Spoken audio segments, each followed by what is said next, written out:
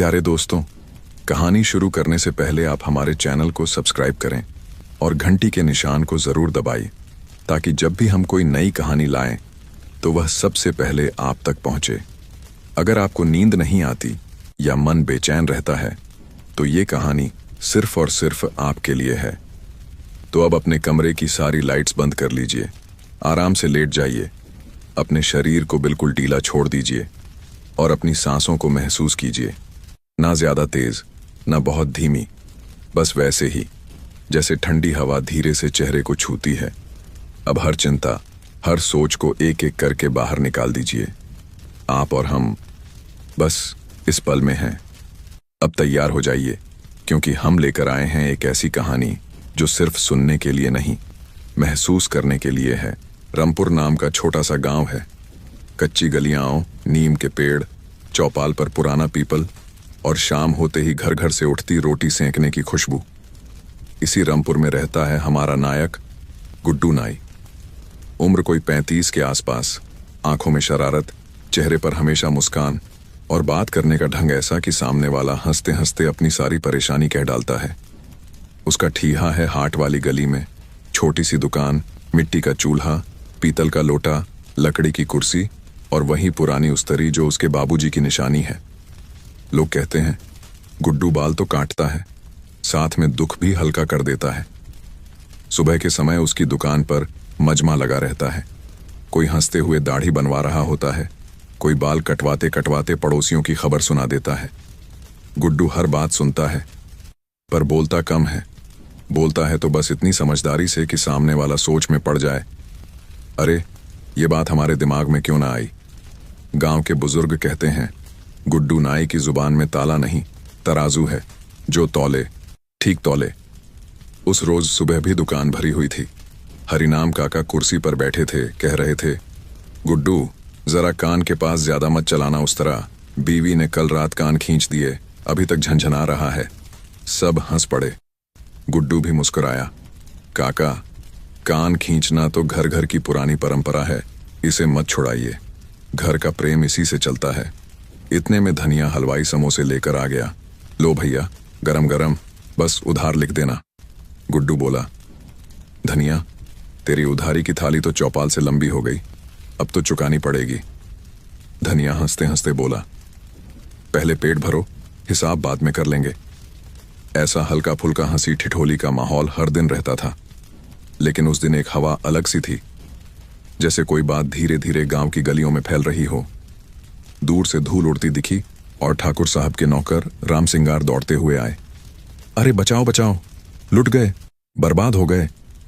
दुकान पर सन्नाटा छा गया। गुड्डू ने उस्तरी मेज पर रखी। क्या हुआ रे राम सिंगार? वो हाँफते हुए बोला, रात में ठाकुर साहब के घर चोरी हो गई, तिजोरी टूटी, गहने गए, रुपए गए और जो सबसे बड़ा नुकसान, ठाकुर साहब की मरहूम माता का चांदी जड़ा दर्पण भी गया। समोसा हवा में ही रुक गया, हंसी एकदम थम गई। हरिनाम काका उठ खड़े हुए। अरे बाप रे, इतनी हिम्मत किसकी? ठाकुर के घर, वो भी तिजोरी तक? धनिया की आंखें फैल गईं। रात तो कुत्ते भी नहीं भौंके, कुछ अजब बात है। गुड्डू चुप रहा। उसने बस एक नजर राम सिंगार पर डाली, फिर अपने मन में कुछ जोड़ घटाव किया।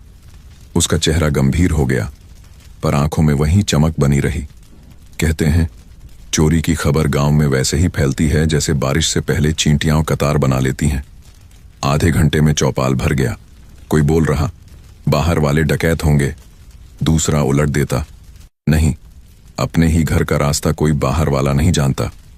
तीसरा जोड़ता, कल शाम से बिजली भी गई थी, अंधेरा था, मौका मिल गया होगा। चौथा फुसफुसाता, सुनो सुनो, किसी ने कहा है कि चोरों ने ताला भी नहीं तोड़ा, चाबी से खोला गया है। इसी बहस के बीच ठाकुर साहब आए, गुस्से से भरे, माथे पर पसीना, आंखों में चोट। बोले, जो भी इस चोरी का सिरा पकड़कर मेरे सामने चोर लाएगा उसे मैं इनाम दूंगा, और अगर गांव का कोई निकला तो समझ लेना रामपुर की जमीन उस पर तंग हो जाएगी। लोगों की गर्दनें झुक गईं। इनाम की बात सुनकर कुछ चेहरे चमके, डर की धमकी सुनकर वही चेहरे फीके पड़ गए। तभी भीड़ के बीच से गुड्डू नाई धीरे धीरे आगे आया। उसने हाथ जोड़कर ठाकुर को सलाम किया। ठाकुर साहब, इजाजत हो तो एक बात कहूं? ठाकुर ने चुभती आंखों से देखा। कहो।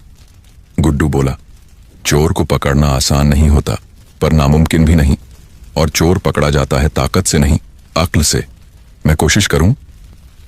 चौपाल में हलचल। कोई फुसफुसाया, अरे नाई चोर पकड़ेगा। दूसरे ने ताना मारा, उस तरह चलाता है, दिमाग कहां से लाएगा। तीसरा बोला, पर इसकी आंखों में कुछ है। ठाकुर ने कड़वा सा मुस्कुराकर कहा, ठीक है, कोशिश कर लो, पर अगर बात हवा निकली तो इनाम तो दूर, दुकान भी बंद करवा दूंगा। धमकी भारी थी, पर गुड्डू के चेहरे पर पसीना नहीं आया। उसने धीरे से जवाब दिया, धमकी की जरूरत नहीं ठाकुर, सच की राह पर डर का काम नहीं। 3 दिन दीजिए, अगर कुछ न दिखा तो मैं खुद उस्तरी बांध दूंगा। यह सुनकर हर कोई चौंक गया। गुड्डू ने इतनी भारी बात हंसते हंसते कह दी थी। राम सिंगार बीच में बोला, मालिक, पुलिस बुला लेते हैं। ठाकुर गरजे, पहले गांव के लोग बता दें कि उनमें से कौन कितना साफ है, फिर पुलिस बुलाएंगे। इस बात पर कई लोग असहज हुए। किसी ने गर्दन खुजलाई, किसी ने पगड़ी टेढ़ी की, जैसे सबके भीतर कोई न कोई खटका हो। गुड्डू ने भीड़ की तरफ देखा। उसकी नजरें किसी एक पर टिकती, फिर आगे बढ़ जाती। उसने कुछ नहीं कहा, बस मुस्कुरा दिया। फिर अपने ढंग से बोला, भाइयों, चोरी हो गई सो हो गई। अब 2 बातें समझ लो। पहली, चोर बाहर का हो तो रास्ते का निशान छोड़ता है, चोर अपना हो तो आदत का निशान छोड़ता है। दूसरी, चोर हाथ नहीं दिमाग नचाता है, तो उसे पकड़ने के लिए हमें अपना दिमाग जगाना होगा। हरिनाम काका मुस्कुराए, सुनो सुनो, आज नाई दरबार लगाएगा। गुड्डू ने वहीं चौपाल में 4 छोटे छोटे काम बांटे। 1, रात में किसके घर रोशनी देर तक जली, ये पता करो। 2, किसके कुत्ते ने भौंका, किसके नहीं, ये भी पूछो। 3, किस घर में आज सुबह किसी ने अचानक खर्चा कर दिया, नई चूड़ी, नया गमछा, नई मिठाई। 4, ठाकुर की हवेली के आसपास किसे बेरोक टोक आना जाना था, ये नाम लिखो। लोग हैरान, ये सब क्या देगा? गुड्डू बोला, इसी में धागा है, इसी से सुई पिरोऊंगा। भीड़ छंटने लगी, कोई दाएं, कोई बाएं, कोई कान में बात दबाकर आगे बढ़ा। ठाकुर ने अंतिम बार चिताया, 3 दिन बस। गुड्डू ने सिर झुका दिया, 3 दिन बहुत हैं साहब। शाम ढली, दुकान पर ताला लगा, पर गुड्डू आराम से नहीं बैठा। वह हाट के पीछे से गली गली घूमता रहा, बिना आवाज, बिना हड़बड़ी। दूर से उसने देखा, धनिया हलवाई की दुकान के आगे आज मिठाई कुछ ज्यादा सजी थी। दूसरी तरफ पन्ना तेली के घर में देर तक दिया जल रहा था, और उधर चौधराइन की खिड़की से चांदी सी चमक झलक कर गायब हो गई, जैसे किसी ने जल्दी से पर्दा खींच लिया हो। गुड्डू के होंठों पर हल्की मुस्कान आई। अच्छा, धागा यहीं कहीं है। रात गहरी हुई, नीम की टहनियाएं हवा से बजने लगीं। गुड्डू ने आसमान देखा। हे ऊपर वाले, अब बुद्धि की पतंग काटने मत देना, गांव की इज्जत का सवाल है। उसने अपनी उस्तरी के खोखे को जेब में ठपठपाया, जैसे कोई जाबांज अपना हथियार पर रखता है। फिर फुसफुसाया, चोर चाहे कितना चतुर हो, एक गलती तो करेगा ही, और वही मेरी पकड़ बनेगी। और इस तरह रामपुर की सबसे बड़ी चोरी का पहला दिन खत्म हुआ। पर गुड्डू की खेली शतरंज की गोटियां अब चलनी शुरू हो चुकी थीं। कौन फंसेगा, कौन छूटेगा, ये अगले पहर बताएगा। रामपुर में रात उतर चुकी थी। आसमान में बादल छाए हुए थे। हवा में ठंड और नमी दोनों थीं। नीम के पेड़ की डालियां हवा में झूल रही थीं, और हर झोंके के साथ पत्तों की खड़खड़ाहट किसी रहस्य जैसी लगती थी। दूर कहीं से कुत्ते के भौंकने की आवाज आई। फिर सब कुछ सन्नाटा। गांव का हर घर बुझी चिरागी में सो रहा था। बस एक घर ऐसा था जहां आंखें खुली थीं। वो था ठाकुर साहब का घर। उस घर की दीवारें ऊंची थीं, दरवाजे मजबूत, और अंदर की चौकी पर पहरा भी रहता था। मगर उस रात सब अलग था। ठाकुर दिन भर के झमेले में थके हुए थे, नौकर भी जल्दी सो गए थे। हवेली के आंगन में सिर्फ एक दिया जल रहा था, जो बार बार हवा से कांप जाता। तभी छत पर किसी के कदमों की हल्की आहट हुई, इतनी धीमी कि अगर कान न लगाया जाए तो शायद सुनाई भी न दे। फिर एक परछाई धीरे धीरे उतरती हुई, जैसे अंधेरा खुद जमीन पर आ रहा हो। उस परछाई ने दरवाजे की कुंडी छुई। एक हल्की सी चिक की आवाज हुई। फिर ताला खुल गया, बिना जोर लगाए, बिना किसी तोड़ फोड़ के। मतलब साफ था, चाबी से खोला गया था। अंदर जाते ही कदमों ने झटपट काम शुरू किया। एक कमरे से दूसरे कमरे तक परछाई चलती रही। हर बार वही आवाज, खटाक खटक खसक, और फिर तिजोरी का दरवाजा। थोड़ी देर तक खामोशी, फिर वही क्लिक, तिजोरी भी खुल गई। सोने की बिस्कुटें, रुपयों की गड्डियां और वो पुराना चांदी का दर्पण, सब धीरे धीरे एक कपड़े में बंधने लगा। कोई जल्दबाजी नहीं थी, कोई डर नहीं, बस सटीक चालें, जैसे सब पहले से तय था। बाहर बिजली कड़की, आसमान गरजा और हल्की बारिश शुरू हो गई, पर वो चोर रुका नहीं। उसने सब बांधा और छत के रास्ते ऊपर चढ़ने लगा। तभी अचानक एक हल्की आवाज आई, कौन है वहां? वो ठाकुर साहब के पुराने नौकर रघु की आवाज थी। वो नींद में था, पर शक ने आंख खोल दी थी। उसने लालटेन जलाई और बाहर निकला, लेकिन वहां सिर्फ भीगे हुए पैरों के निशान थे और मिट्टी पर एक गिरा हुआ चांदी का टुकड़ा। रघु ने शोर मचाया, मालिक उठिए, चोरी हो गई। पूरा घर जाग गया। ठाकुर साहब बाहर आए, चेहरे पर नींद और गुस्सा दोनों। बारिश अब तेज थी। रघु ने लालटेन आगे की, देखिए, ये रहा सबूत। मिट्टी में गहरे पैरों के निशान थे और उन निशानों में एक अजीब बात, साथ साथ कुछ छोटे छोटे पांवों के निशान भी थे, जैसे किसी बच्चे के। बच्चे? ठाकुर बड़बड़ाए, कहीं कोई चाल तो नहीं? कुत्ते अब भौंकने लगे थे और आसमान से बिजली फटी, पूरे आंगन को रोशन कर गई। उसी रोशनी में ठाकुर को लगा जैसे छत के किनारे कोई साया भागा हो।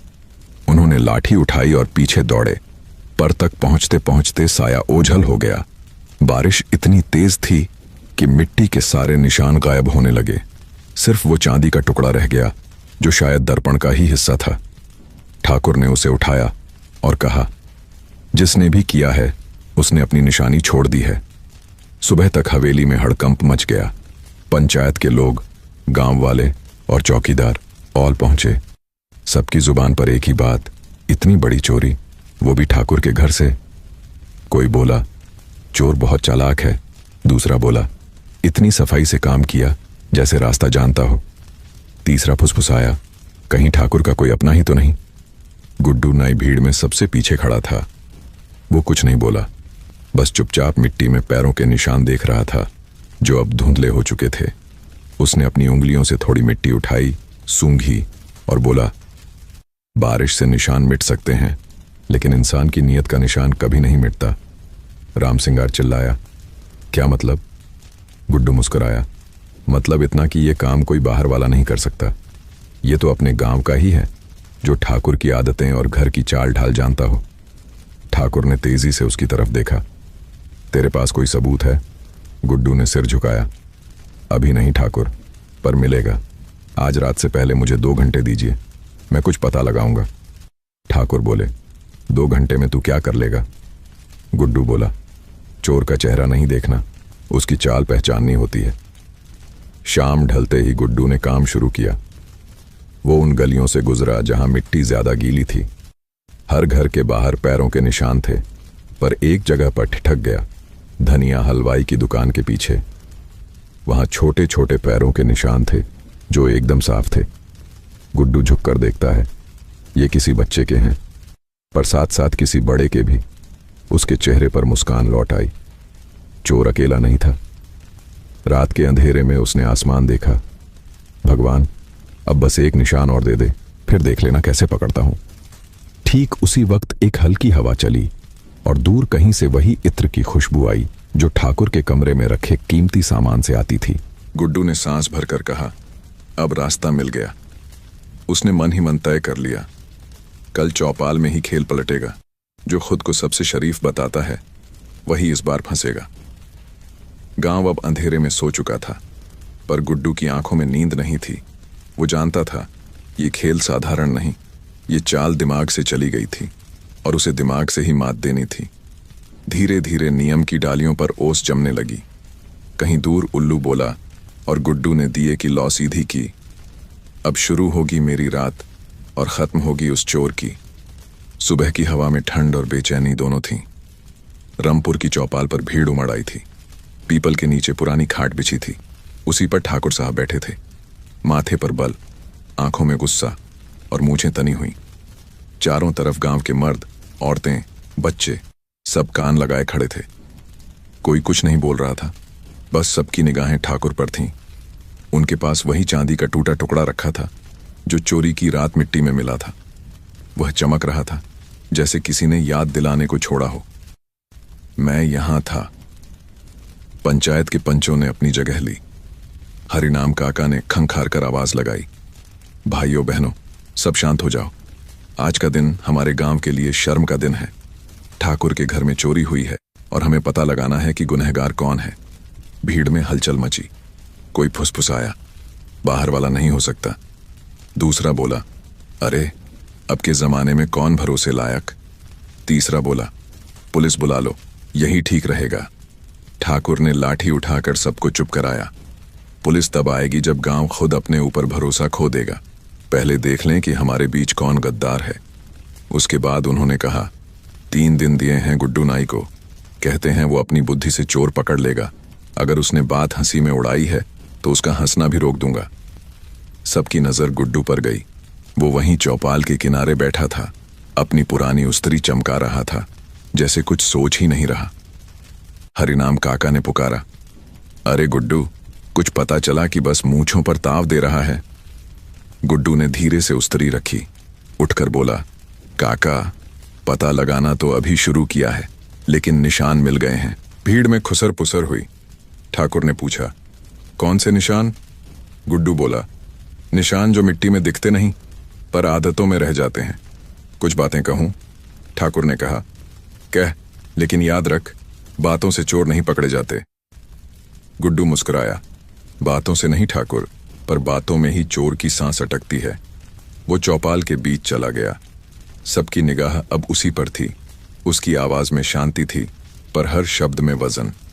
पहली बात, उसने कहा, जिसने चोरी की वो ठाकुर के घर का रास्ता जानता था, क्योंकि तिजोरी तक पहुंचने के लिए 3 दरवाजे हैं और उनमें से बीच वाला दरवाजा हमेशा बंद रहता है। चाबी सिर्फ ठाकुर और उनके नौकर राम सिंगार के पास थी, लेकिन तिजोरी खुली चाबी से, मतलब कोई तीसरा भी उसकी नकल बना चुका है।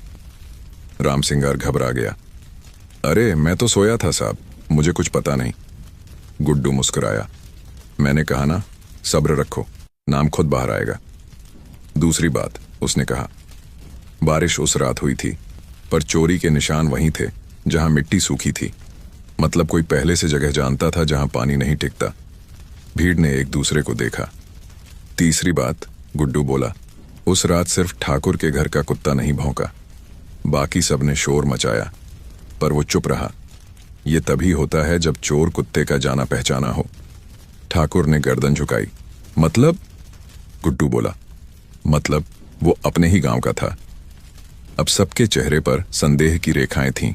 कोई किसी को देख रहा था, कोई जमीन को। हरिनाम काका बोले, अरे सीधे सीधे नाम लेना, तू कौन सी पहेली बुझा रहा है? गुड्डू बोला, पहेली नहीं, रास्ता साफ कर रहा हूं। जो चोरी करता है वो डर के मारे कोई ना कोई गलती करता ही है। अब मैं एक चाल चलूंगा जिससे खुद वो सामने आ जाएगा। भीड़ में एक हल्की सरगोशी हुई। क्या चाल? गुड्डू ने गहरी सांस ली, फिर कहा, आज रात ठाकुर के आंगन में एक दिया जलाया जाएगा। वो दिया ऐसा होगा कि जिसके पास चोरी का सामान होगा या जिसने झूठ बोला होगा, उस पर दिए की लौ टिमटिमा उठेगी। जो सच्चा होगा उसके सामने लौ शांत रहेगी।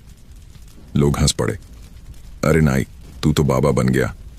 गुड्डू ने भी मुस्कुराकर कहा, बाबा नहीं, बस अक्ल वाला आदमी हूं। और देख लेना, इस दिए की लौ ही सच्चाई बताएगी। ठाकुर बोले, और अगर कुछ ना हुआ तो? गुड्डू बोला, तो दुकान बंद कर दूंगा ठाकुर। ठाकुर ने कहा, ठीक है, देखते हैं तेरा जादू। भीड़ अब बिखरने लगी, मगर जाते जाते हर आदमी के चेहरे पर डर का एक साया था। किसी ने मजाक में कहा, अरे अगर सच में लौ टिमटिमा गई तो? दूसरा बोला, तो गांव का कोई रात भर सो नहीं पाएगा। गुड्डू ने चौपाल से जाते हुए देखा। धनिया हलवाई का माथा पसीने से भीगा था। वो बार बार गमछे से पोंछ रहा था। गुड्डू ने हल्की मुस्कान दी। कभी कभी डर सच से पहले बाहर आ जाता है। शाम ढली, आसमान फिर से बादलों से घिर गया। ठाकुर ने हुक्म दिया, गुड्डू का दिया चौपाल पर रखा जाए, पूरी रात पहरा रहेगा। गांव के बच्चे दिए के पास जमा हो गए। कोई बोला, क्या सच में लौ हिलेगी? गुड्डू ने कहा, सच का दिया है बेटा, झूठ के सामने खुद कांप उठेगा। थोड़ी देर में हर कोई अपने घर चला गया, लेकिन हवा में एक बेचैनी थी, और उस बेचैनी के बीच कहीं कोई रात की तैयारी कर रहा था, क्योंकि चोर भी अब सोच रहा था कि इस दिए की सच्चाई झेल पाएगा या नहीं। गुड्डू ने आसमान देखा और बुदबुदाया, अब जो होगा सबके सामने होगा। लौ हिलेगी या किसी का दिल। धीरे धीरे चौपाल के चारों दियों की लौ एक साथ जल उठी। गांव ने राहत की सांस ली, पर गुड्डू जानता था असली खेल तो अब शुरू हुआ है। भीड़ में सन्नाटा छा गया। कुछ औरतें सिर झुका लीं, किसी ने चुपके से आंसू पोंछे। ठाकुर का गुस्सा ठंडा पड़ गया। उन्होंने कहा, धनिया, तेरी गलती बड़ी है, लेकिन वजह छोटी नहीं। बेटा जिंदा रहे, यही तेरी सजा भी है और माफी भी। गुड्डू ने दिए की लौ देखी। अब वो शांत थी, सीधी खड़ी थी। उसने कहा, देखा ठाकुर, दिया झूठ नहीं बोलता। अब सच जल चुका है, बस रोशनी रह गई है। गांव में धीरे धीरे शोर उठने लगा। गुड्डू नाई की जय। हरिनाम काका ने हंसते हुए कहा, अरे ये तो हमारा जासूस निकला, नाई नहीं। ठाकुर ने आगे बढ़कर गुड्डू के कंधे पर हाथ रखा। बेटा, तूने रमपुर की इज्जत रख ली। अब तू सिर्फ बाल नहीं काटेगा, गांव की उलझने भी सुलझाएगा। गुड्डू मुस्कुराया। ठाकुर, मैं तो बस दिया जलाता हूं, सच्चाई खुद दिख जाती है। उस रात चौपाल की लौ देर तक जलती रही, और पूरे गांव में बस एक ही बात थी, कभी कभी चोर पकड़ ढाने के लिए उस तरह नहीं, अकल चाहिए। रात की हवा ठंडी थी, पर उस दिए की गर्माहट सबके दिल में उतर चुकी थी। दोपहर का सूरज सिर पर चढ़ आया था। चौपाल में अब भी भीड़ लगी थी, लेकिन अब वहां तनाव नहीं, बल्कि सन्नाटा था। सबकी नजरें ठाकुर और गुड्डू पर थीं। सामने धनिया हलवाई बैठा था, सिर झुका हुआ, हाथ जोड़े हुए और आंखों में पछतावे का समुंदर। ठाकुर ने गहरी सांस ली और बोले, धनिया, तूने गलती की है, पर तूने किसी की जान बचाने के लिए की। तेरे गुनाह को माफ नहीं कहूंगा, पर सजा इतनी होगी कि तेरी शर्म जिंदा रहे। गुड्डू ने धीरे से कहा, ठाकुर साहब, सजा की जरूरत नहीं है। वो खुद ही हर दिन इस याद के साथ जिएगा कि सच छिपाने से आदमी छोटा हो जाता है। अगर माफ कर दो तो शायद अगली बार कोई और झूठ बोलने से पहले डर जाए। भीड़ में हरिनाम काका बोले, बिल्कुल सही कहा बेटा, इस नाई में अकल भी है और दिल भी। ठाकुर ने गंभीर होकर कहा, ठीक है, मैं माफ करता हूं, लेकिन एक शर्त पर। सबने एक साथ पूछा, क्या शर्त? ठाकुर बोले, धनिया पंचायत के लिए काम करेगा, गांव में जो गरीब हैं उनके बच्चों को रोज मिठाई देगा, और हां, महीने में एक दिन चौपाल की सफाई भी करेगा। धनिया ने सिर झुका दिया। ठाकुर साहब, ये मेरा फर्ज रहेगा। पंचायत ने ताली बजाई और मामला वहीं निपट गया।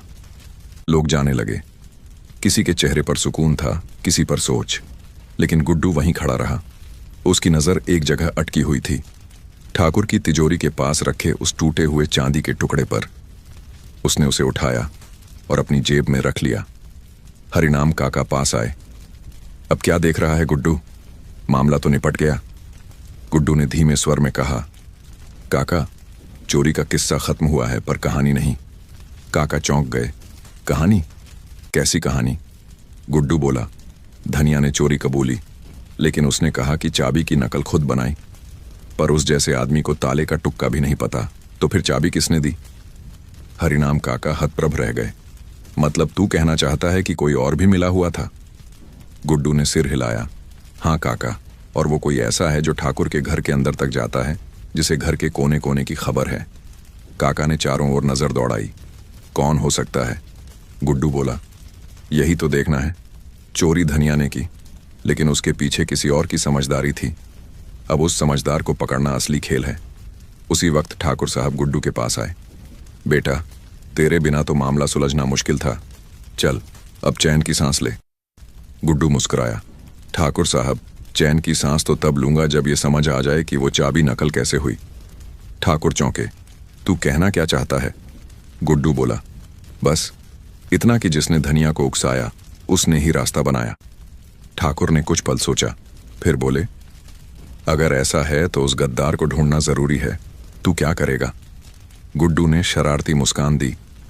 अब चोर को नहीं, चोर के उस्ताद को पकड़ने का वक्त है। शाम होते ही गुड्डू ने अपनी दुकान बंद की और गलियों की ओर निकल पड़ा। उसके कदम धीरे धीरे उस रास्ते की ओर बढ़े जो ठाकुर की हवेली तक जाता था। वहां मिट्टी अभी भी थोड़ी गीली थी और दीवार के पास पुराने पैरों के निशान थे। उसने देखा, एक निशान धनिया के सैंडल का नहीं था, वो किसी भारी जूते का था। गुड्डू झुका, मिट्टी छुई और बोला, अरे वाह, ये तो नौकर का कदम लगता है। राम सिंगार। उसके होंठों पर मुस्कान फैल गई। तो असली खेल तो इसने खेला था। रात का समय था। ठाकुर के घर के आंगन में सिर्फ एक लालटेन जल रही थी। गुड्डू चुपचाप दीवार के पीछे से झांक रहा था। राम सिंगार कमरे में कुछ खोज रहा था, जैसे उसे डर हो कि कोई चीज वहीं कहीं गिर गई है। अचानक उसने जेब से एक पुरानी चाबी निकाली और उसे कपड़े में लपेटने लगा। गुड्डू वहीं से बुदबुदाया, समझ गया, तूने ही धनिया को चाबी दी थी और अब सबूत छिपा रहा है। सुबह होते ही गुड्डू चौपाल पहुंचा। पंचायत को इकट्ठा किया, ठाकुर को बुलाया और कहा, ठाकुर साहब, चोरी खत्म नहीं हुई, बस आधी सच्चाई सामने आई थी, असली खेल अभी बाकी है। ठाकुर ने भौहें तान ली। क्या मतलब? गुड्डू बोला, धनिया तो मोहरा था, पर बाजी किसी और ने खेली, जिसने घर की चाबी दी, जिसने तिजोरी की जगह बताई और जिसने कहा कि तू पकड़ में नहीं आएगा, वो राम सिंगार है। राम सिंगार सक पका गया। अरे नहीं साहब, झूठ है ये। गुड्डू बोला, सच है, कल रात तू ही कमरे में कुछ छिपा रहा था और तेरी जेब में जो चाबी है वो ठाकुर की नकल है। चाहो तो जेब टटोल लो। सुबह की हवा में ठंडक थी, लेकिन गुड्डू के मन में कुछ और ही ताप था। चौपाल की हलचल थम चुकी थी। लोग अपने अपने काम में लौट गए थे। ठाकुर ने राहत की सांस ली थी, लेकिन गुड्डू का दिल कह रहा था, मामला अब भी अधूरा है। चोरी का राज खुला, मगर किसी को यह समझ नहीं आया कि आखिर इतनी हिम्मत किसने दी होगी। धनिया तो डरपोक इंसान था और राम सिंगार चालाक नहीं, मजबूर था। फिर यह सब योजना किसकी थी? गुड्डू अपनी दुकान पर बैठा उस्तरी साफ कर रहा था। सामने आईना रखा था, जिसमें उसका चेहरा भी गंभीर लग रहा था। हरिनाम काका वहां आए और बोले, अब तो सब खत्म हो गया बेटा, अब तू भी चैन से सो जा। गुड्डू मुस्कुराया, लेकिन वो मुस्कान आधी थी। काका, चोरी में अगर दिल शामिल हो तो बात वहीं खत्म होती है, लेकिन अगर दिमाग शामिल हो तो कहानी यहीं से शुरू होती है। काका ने भौहें सिकोड़ लीं। मतलब? गुड्डू ने आवाज धीमी की। मतलब ये कि ये खेल किसी समझदार ने खेला है। चाबी की नकल बनवाने का ख्याल धनिया का नहीं हो सकता, और राम सिंगार जैसे नौकर को भी किसी ने उकसाया होगा। दोनों बस मोहरे थे, असली खिलाड़ी कोई और है। काका बोले, कौन हो सकता है? ठाकुर का कोई दुश्मन?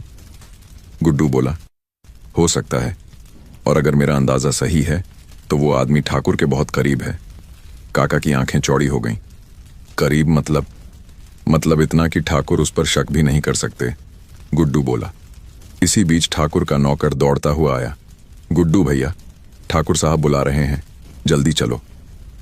गुड्डू ने उस्तरी मेज पर रखी और चल पड़ा। हवेली पहुंचते ही ठाकुर बोले, गुड्डू, तिजोरी में रखे पुराने दस्तावेज गायब हैं। गुड्डू ने चौंक कर कहा, दस्तावेज? कौन से? ठाकुर बोले, जमीन के कागज और वो नक्शा जिसमें खेतों की हदें बनी थीं। पैसे गहने तो चले गए, पर अब पता चला कि वो असली निशाना नहीं था। चोरों ने उन कागजों को भी गायब कर दिया। गुड्डू कुछ देर सोचता रहा, फिर बोला, तो असली चोरी तो अब खुली है ठाकुर, पैसे नहीं, इरादे चुराए गए हैं। ठाकुर बोले, पर किसे जरूरत होगी उन पुराने कागजों की? गुड्डू ने कहा, किसी ऐसे को जिसे जमीन पर दावा करना हो, किसी ऐसे को जो चाहता हो कि तू बेइज्जत हो और गांव की नजर में गिर जाए। अब मामला और पेचीदा हो गया था। गुड्डू ने हवेली के कमरे कोने दोबारा देखने शुरू किए। उसकी नजर बार बार दीवार के उस हिस्से पर जाती जहां कभी तिजोरी रखी थी। वहां मिट्टी में कुछ अजीब निशान थे, न पैर के न हाथ के, जैसे किसी ने किसी डिब्बे को वहां रखा हो और फिर जल्दी से उठा लिया हो। गुड्डू ने झुककर मिट्टी सूंघी। अरे ये तो सरसों के तेल की खुशबू है। राम सिंगार बोला, हम तो तेल सिर्फ दियों में डालते हैं मालिक। गुड्डू मुस्कुराया। दिया जलाने का तेल तिजोरी के पास क्या कर रहा था? वो तुरंत बाहर भागा और चौपाल की ओर गया। रास्ते में देखा, गांव के एक कोने में बनिया सीताराम अपनी गाड़ी में कुछ पुराना लकड़ी का बक्सा रखवा रहा था। बक्से पर कीचड़ और सरसों के तेल के निशान थे। गुड्डू ठिठक गया। बक्सा तो वहीं लगता है। वो पास गया और बोला, सीताराम जी, ये बक्सा कहाँ जा रहा है? सीताराम हड़बड़ा गया। अरे गुड्डू बेटा, पुराना सामान है, शहर भेजना है। गुड्डू ने मुस्कुराते हुए कहा। शहर भेजो, लेकिन खोल कर दिखाओ जरा। सीताराम गुस्से में बोला, अरे तू नाई है या अफसर? गुड्डू बोला, नाई हूं, पर अकल शहर वालों से थोड़ी ज्यादा रखता हूं। भीड़ इकट्ठी हो गई। सीताराम बड़बड़ाता रहा, पर जैसे ही बक्सा खोला गया, सबकी आंखें चौंधिया गईं। अंदर ठाकुर की तिजोरी के वही पुराने दस्तावेज रखे थे और उनके ऊपर चांदी के 2 सिक्के भी पड़े थे। भीड़ से शोर उठा, अरे ये तो ठाकुर का सामान है। गुड्डू ने कहा, हाँ, और अब समझ आया कि असली दिमाग किसका था। धनिया को लालच दिखाया गया, राम सिंगार को फंसाया गया और सबकी डोर हिला रहा था ये बनिया सीताराम। सीताराम कांपने लगा। अरे गुड्डू, गलती हो गई बेटा, मैं तो बस जमीन पर अपना हक लेने आया था। गुड्डू बोला, हक मेहनत से लिया जाता है, चालाकी से नहीं। ठाकुर गरजे, सीताराम, तू तो हर साल मेरे घर आता था, उधार देता था और वही मेरे खिलाफ चाल चल गया। सीताराम सिर झुका गया। मालिक, गरीबी आदमी से कुछ भी करवा देती है। गुड्डू ने आगे बढ़कर कहा, गरीबी से ज्यादा खतरनाक लालच होता है। तूने 2 लोगों की जिंदगी और गांव का भरोसा दोनों लूटा है। भीड़ गुस्से में थी। कोई बोल रहा था, इसे बांध दो। कोई कह रहा था, गांव से निकाल दो। गुड्डू ने सबको शांत किया। नहीं भाइयों, सजा से नहीं, सबक से सुधार होता है। सीताराम ने जो किया वो शर्मनाक है, लेकिन अब हम उससे ये कागज लेकर पंचायत के हवाले करेंगे, ताकि आगे कोई एक जमीन को अपनी जागीर न समझे। ठाकुर ने सिर हिलाया। गुड्डू, तूने एक बार फिर हमें बचा लिया। गुड्डू मुस्कुराया। मैंने कुछ नहीं किया ठाकुर, बस देखा कि कौन अपने हक्का की जगह किसी और की जमीन नाप रहा था। शाम हो चुकी थी। सूरज डूबते हुए नीम की छांव पर पड़ा था। गुड्डू ने आसमान की ओर देखा और कहा, असली चोर वो नहीं जो तिजोरी तोड़े, असली चोर वो होता है जो भरोसा तोड़ता है। भीड़ धीरे धीरे बिखरने लगी। चौपाल पर सिर्फ गुड्डू रह गया। उसने उस्तरी उठाई और हल्की मुस्कान दी। अब देखना अगली चाल किसकी होगी। रामपुर की हवा अब पहले जैसी नहीं रही थी। पहले जहां लोग चौपाल पर हंसी ठिठोली करते थे, वहीं अब हर चेहरे पर तनाव था। जिस सीताराम बनिए को सब ईमानदार समझते थे, वही अब गुनहगार निकला था। गांव के बच्चे तक उसकी दुकान के पास से गुजरते हुए फुसफुसाते, यही है वो जिसने ठाकुर की तिजोरी लूटी। चौपाल पर उस दिन फिर पंचायत बैठी। ठाकुर साहब, हरिनाम काका और बाकी बुजुर्ग बैठे थे। भीड़ जमा थी और बीच में खड़ा था सीताराम, सिर झुका हुआ, गमछे से पसीना पोंछते हुए। चेहरे पर पछतावा नहीं, बल्कि डर था। डर इस बात का कि अब गांव क्या करेगा। ठाकुर ने भारी आवाज में कहा, सीताराम, तूने हमें सिर्फ लूटा नहीं, तूने हमारे भरोसे को तोड़ा है। अब पंचायत तेरे साथ क्या करे। भीड़ से आवाजें उठीं, इसे गांव से निकाल दो, इसकी दुकान सील कर दो, ऐसे आदमी को छोड़ना नहीं चाहिए। हरिनाम काका बोले, अरे ठहरो भाइयों, पहले गुड्डू की राय सुनो। जो अब तक सच निकालता आया है, वही अब सही फैसला करेगा।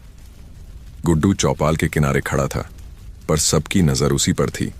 उसने धीरे से कहा, फैसला देने से पहले एक बात याद रखो, गलती करने वाला अगर पछताए नहीं तो उसे निकाल देना चाहिए, पर अगर वो पछता रहा है तो निकालना नहीं, सुधारना चाहिए। ठाकुर ने भौहें चढ़ाईं। पर गुड्डू, तू ये नहीं समझता, ये चोरी सिर्फ पैसों की नहीं थी, इज्जत की थी। गुड्डू बोला, समझता हूं ठाकुर, पर सजा से ज्यादा असर पछतावे का होता है।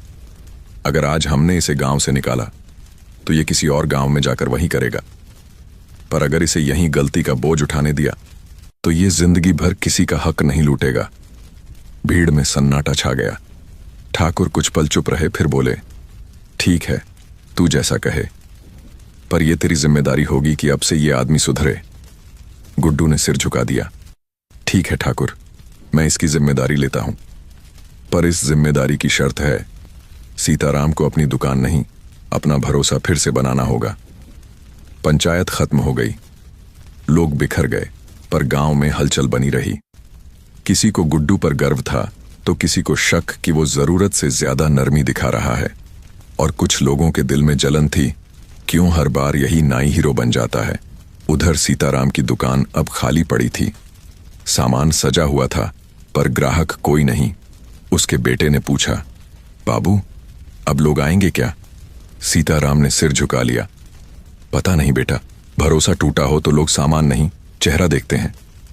शाम का वक्त था, सूरज ढल रहा था और नीम के पत्तों पर ओस जमने लगी थी। तभी गुड्डू धीरे धीरे दुकान की ओर आया। बोला, सीताराम जी, दुकान पर बैठे रहो लेकिन बेचना बंद मत करो। इंसान की गलती वही मिटती है जब वो लोगों के सामने झुकने की बजाय खड़ा रहना सीख जाए। सीताराम की आंखों में आंसू आ गए। गुड्डू, मैंने तुझसे नफरत की थी, अब तू ही मेरा सहारा बना। भगवान तुझे सलामत रखे। गुड्डू ने हंसते हुए कहा, सलामत तो तब रहूंगा जब तू सच में सुधर जाएगा। अब तेरे लिए अगली परीक्षा शुरू हो गई है। गुड्डू के जाने के बाद गांव में कुछ अजीब सा माहौल था। लोग घरों के बाहर खड़े होकर बातें कर रहे थे। कोई कहता, गुड्डू ठीक कर रहा है, तो कोई बोलता, देख लेना वो बनिया फिर कुछ करेगा। रात गहरी हुई। हवेली की तरफ से कुछ खटपट की आवाज आई। ठाकुर के नौकर दौड़े। अरे फिर चोरी! लोग टिमटिमाती लालटेनें लेकर बाहर निकले। ठाकुर की हवेली के पीछे के दरवाजे पर ताला टूटा हुआ था। सबके चेहरों पर डर उतर आया। ठाकुर बोले, फिर वही? गुड्डू पहुंचा, दीवार छुई, फिर मिट्टी उठाई। बोला, नहीं ठाकुर, इस बार चोरी नहीं, इशारा है। भीड़ से कोई बोला, इशारा? कैसा इशारा? गुड्डू ने मिट्टी पर पड़े निशान दिखाए। छोटे छोटे पत्थरों से किसी ने तीर का निशान बनाया था जो गांव की तरफ इशारा कर रहा था। ये कोई बाहर वाला नहीं हो सकता। गुड्डू बोला, ये तो कोई ऐसा कर रहा है जो गांव में ही है पर चाहता है कि लोगों में डर फैले। हरिनाम काका बोले, तो मतलब कोई तीसरा खेल शुरू हो गया? गुड्डू ने सिर हिलाया, हाँ काका, ये अब चोरी नहीं, बदले का खेल है। उसने सबको कहा, अब कोई भी बिना बताए बाहर नहीं जाएगा। ठाकुर, आप अपने नौकरों को बदल दीजिए और चौपाल पर रात भर पहरा रहेगा। जो ये खेल खेल रहा है वो चाहता है कि हमें आपस में शक हो, और मैं ये नहीं होने दूंगा। ठाकुर ने कहा, पर तू कैसे ढूंढेगा उसे? गुड्डू बोला, चोर के कदम मिट्टी में निशान छोड़ते हैं, लेकिन दुश्मन के इरादे उसकी आंखों में। गुड्डू की आंखों में फिर वही चमक थी जो पहली चोरी की रात थी। उसने दिए की लौ की तरफ देखा जो चौपाल पर अब भी जल रही थी। बोला, जिस रात लौ बुझेगी उसी रात मैं सच्चा गुनहगार पकड़ लूंगा। हवा जोर से चली, दिया कांपा और सबकी रूह कांप गई। गुड्डू ने कहा, देखो ठाकुर, ये लौ बता रही है अभी खेल खत्म नहीं हुआ। गांव के लोग अब खामोश थे और आसमान में फिर बादल घिरने लगे थे, जैसे कोई पुरानी बुराई फिर लौट रही हो। गुड्डू ने अपने मन में ठाना, अब की बार अगर किसी ने गांव को डराया तो मैं सिर्फ चोर नहीं, उसकी सोच भी पकड़ूंगा। और वो रात गुजरी नहीं, ठहर गई। रामपुर के लोगों के दिलों में एक नए डर और एक नए रहस्य के साथ। रात की हवा में अब एक अनजाना सन्नाटा था। गांव के कुत्ते भी जैसे किसी अदृश्य डर को महसूस कर रहे थे। चौपाल की लौ अब भी जल रही थी, मगर उसका प्रकाश किसी डरावने रहस्य को छू नहीं पा रहा था। गुड्डू अपने घर की तरफ लौट रहा था, थका हुआ, मगर दिमाग अब भी काम कर रहा था। उसके हर कदम में वही पुरानी शांति थी, लेकिन कान हर आवाज पर चौकन्ने थे। नीम के नीचे से गुजरते हुए उसे ऐसा लगा जैसे पीछे किसी के पांवों की हल्की आहट हो। वो रुका, लेकिन पीछे कुछ नहीं था, बस ठंडी हवा और कहीं दूर उल्लू की आवाज, हूं हूं। उसने आंखें सिकुड़कर अंधेरे को देखा, फिर हंसते हुए खुद से बोला, गुड्डू, तू ही तो सबसे चालाक है, डर कैसा?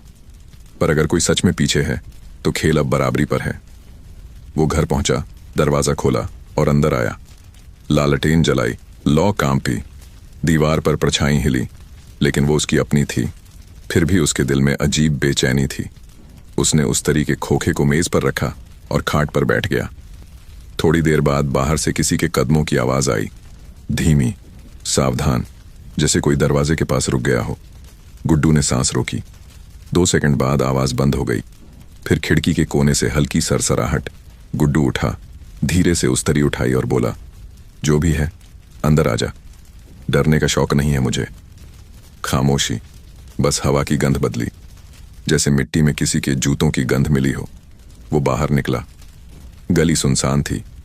नीम के नीचे एक पुराना लाल कपड़ा पड़ा था जिस पर किसी ने सफेद चूने से लिखा था, सच्चाई जितनी गहराई में जाएगी उतना ही तेरा नाम मिटेगा। गुड्डू झुककर वो कपड़ा उठाता है और उसके चेहरे पर हल्की मुस्कान आती है। अरे वाह, अब डराने की कोशिश भी हो रही है, मतलब सही रास्ते पर हूं। वो कपड़ा मोड़कर जेब में रख लेता है और आसमान की ओर देखता है। अब जो भी ये खेल खेल रहा है उसने मुझे सीधा निशाना बनाया है। इसका मतलब असली बात अभी छिपी है। सुबह होते ही चौपाल पर खबर फैल गई। गुड्डू को धमकी मिली है। हरिनाम काका दौड़ते हुए आए। अरे बेटा, तू ठीक तो है? गुड्डू हंसकर बोला। काका, धमकी तो तब लगती है जब डर हो, यहां तो मजा आ रहा है। काका बोले, पर बेटा अब मामला गांव से निकलकर बदले में बदल रहा है। ठाकुर भी चौपाल पहुंचे। बोले, गुड्डू अब पुलिस बुला लेते हैं, अब ये तेरा नहीं गांव का मामला हो गया। गुड्डू ने सिर हिलाया।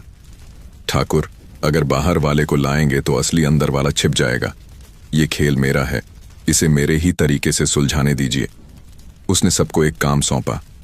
आज रात कोई भी अपने घर में अकेला नहीं रहेगा, हर घर में दिया जलता रहना चाहिए। और ठाकुर साहब, आपकी हवेली के पीछे जो टूटा दरवाजा है वहां पहरा मत रखिए, क्योंकि वहीं अब खेल पलटेगा। सब चौंक गए। ठाकुर बोले, बिना पहरे के? गुड्डू ने कहा, हाँ, क्योंकि जो मुझे डराना चाहता है वो अब खुद वहां आएगा, और जब वो आएगा तो दिया नहीं मैं उसके सामने जलूंगा। रात उतरी। हवा भारी थी, जैसे कोई रहस्य उस पर सवार हो। गुड्डू छत पर बैठा था। आंखों में एक अजीब चमक थी। उसने अपनी उस्तरी चमकाई और बोला, अरे चोर हो या साया, जब तक गुड्डू जिंदा है सच्चाई की गर्दन नहीं झुकेगी। नीचे हवेली के पीछे सन्नाटा था, बस दीवार पर चांद की हल्की रोशनी पड़ रही थी। अचानक उसी दरवाजे की कुंडी हिली। गुड्डू ने सांस रोकी। छाया अंदर घुसी, काला कपड़ा, सिर ढका हुआ। गुड्डू ने धीरे से कदम बढ़ाए और उसके पीछे चला गया।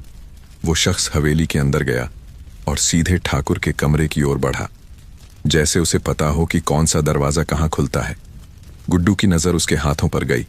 वही भारी जूते, वही सरसों के तेल की गंध। तो तू ही है, वो मन ही मन बोला। गुड्डू आगे बढ़ा और जैसे ही वो शख्स तिजोरी के पास पहुंचा उसने पीछे से चिल्लाया, रुक जा। साया ठिठक गया। गुड्डू ने दिया जलाया और रोशनी में वो चेहरा साफ हुआ। सबकी सांस थम गई। वो राम सिंगार नहीं, सीताराम भी नहीं, बल्कि खुद ठाकुर का दूर का रिश्तेदार लाला जगमोहन था, जो महीनों से शहर से लौटा हुआ था। गुड्डू हंसा। तो असली मालिक तू निकला, जो दूसरों के हाथों से चालें चलवा रहा था। जगमोहन हकलाया, मैं तो बस हका लेने आया था। ठाकुर ने मेरी हिस्से की जमीन छिपा ली थी। गुड्डू बोला, तो तूने सच्चाई का सौदा किया और अब डर का कर्ज चुकाएगा। ठाकुर और गांव वाले पहुंच गए। जगमोहन को पकड़ लिया गया। गुड्डू ने कहा, चोर पैसा नहीं चुराता ठाकुर, इज्जत चुराता है, और आज हमने वो वापस पा ली है। गांव वालों ने जयकारा लगाया, गुड्डू नाई की जय। गुड्डू मुस्कुराया, दिया उठाया और बोला, अब लौ नहीं कांपेगी, क्योंकि झूठ अब यहां से जा चुका है। उसने दिया ठाकुर की हवेली के सामने रख दिया। हवा चली, पर लौ सीधी रही, और रमपुर की उस रात को लोगों ने कहा, सच की लौ फिर से जल उठी। सूरज निकल चुका था, लेकिन रमपुर में उस सुबह एक अलग ही सन्नाटा था। पिछले रात की हलचल ने सबको थका दिया था, मगर सबसे ज्यादा थका हुआ था गुड्डू नाई। उसका चेहरा शांत था, पर आंखों के नीचे नींद की लकीरें थीं। फिर भी उसकी आंखों में वही चमक थी, वो चमक जो सच देख लेती थी, भले दुनिया देखना न चाहे। ठाकुर की हवेली के सामने चौपाल फिर से भरी हुई थी।